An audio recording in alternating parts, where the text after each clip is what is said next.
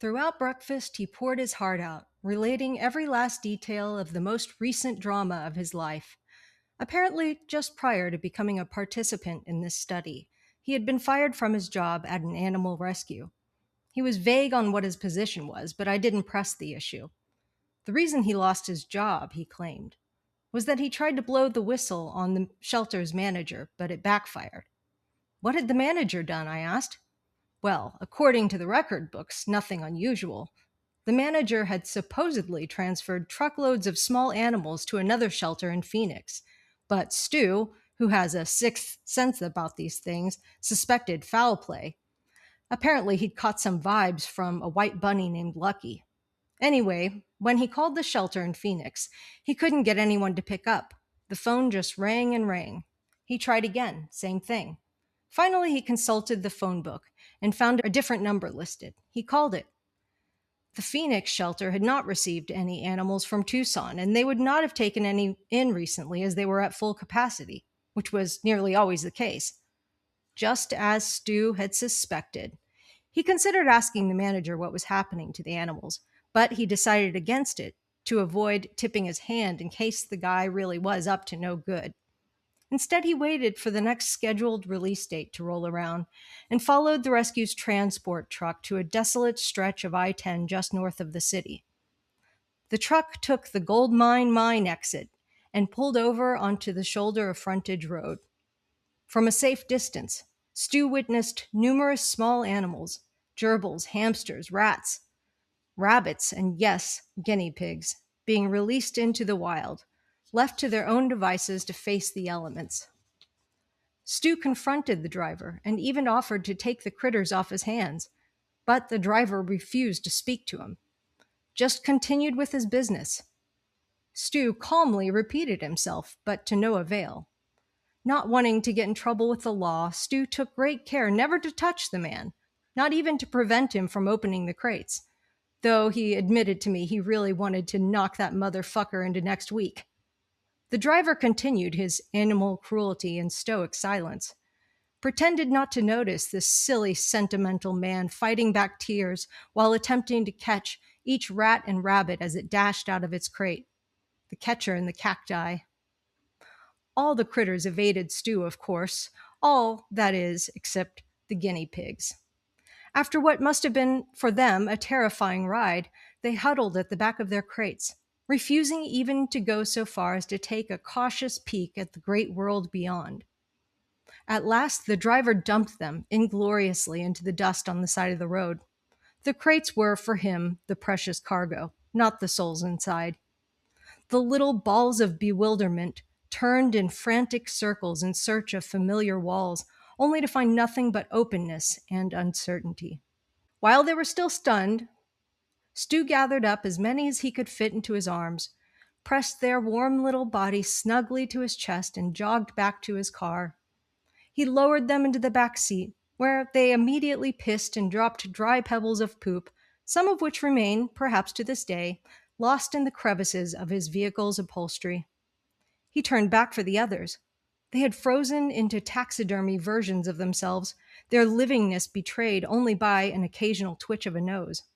By round 3, they'd begun to thaw.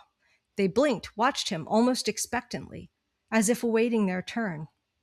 By round 4, they had started to move, not to explore their surroundings, but to bound, albeit tentatively and zigzaggedly, in his direction. Their chirps and squeaks and whisker wiggles, he explained, meant they were clamoring for his attention. Me next, me. So said their vibes, according to him. Some were so eager to be saved, they popcorned as he bent over to scoop them up, timing their leaps so as to land in a belly flop into his open palm.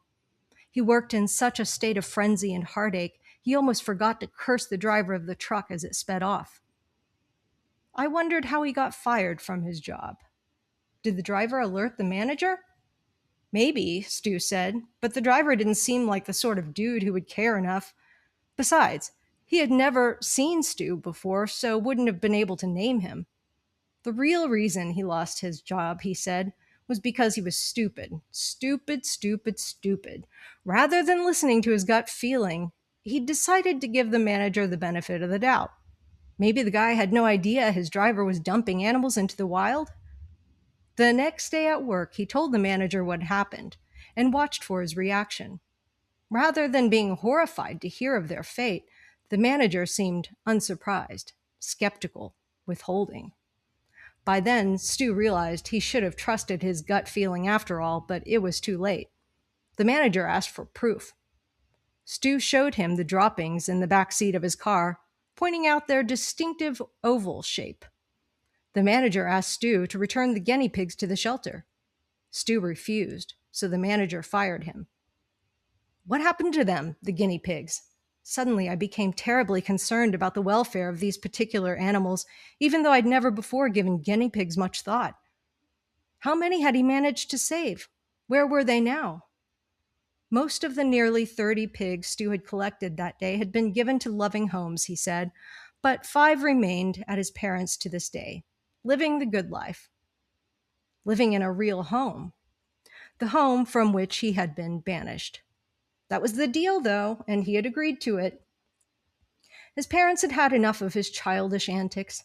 Time to kick him out of the nest. They'd given him the money he'd requested. They'd accepted the guinea pigs and promised to take care of them, but on one condition. This would be the last time they came to his aid. He needed to learn to make his own way in the world. Tough love, they called it. Fair enough. But losing his job at the animal shelter had not been the minor blow it might seem to be, since it had been the only one he'd managed to hold down for longer than 2 weeks. He loved that job. But with characteristic optimism, he added that losing it meant he had time to return to the desert surrounding Gold Mine to see about saving the other animals. He set out traps, food, water, bought a tent and a sleeping bag, slept out under the stars to let them know he was there for them. Spent his days searching, scanning. One day he stumbled upon a strange complex of geometric buildings.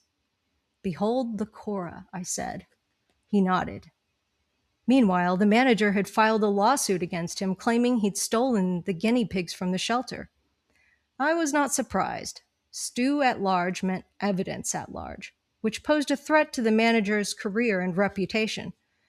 He must have realized he needed to smear Stu's reputation so any evidence that came out could be quickly dismissed as the ravings of a disgruntled former employee. I said to Stu, what you should have done is, you should have brought a video camera with you when you followed the driver, and then you could have documented what his driver did to those animals. And rather than approaching the manager directly, you should have sent your evidence anonymously to local news stations, reporters, animal rights activists, and so on. Stu nodded solemnly.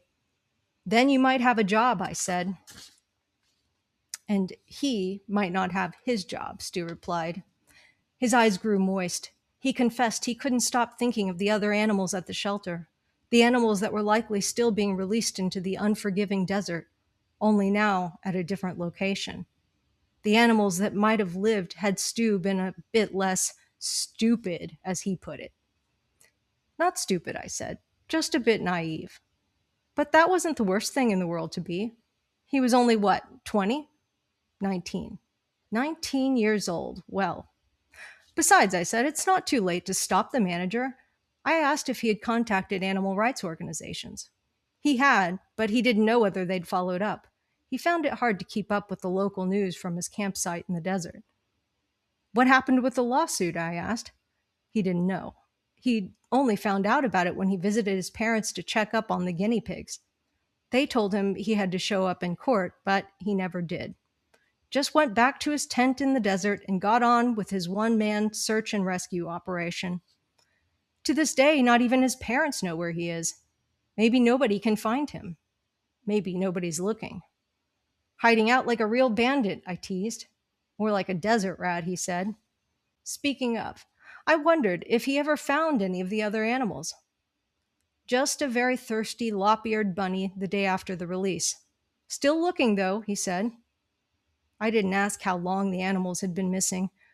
I figured the kid had been here for a month or so before I arrived. So, anyway, why dash his hopes? Besides, who knows what suburban critters are capable of?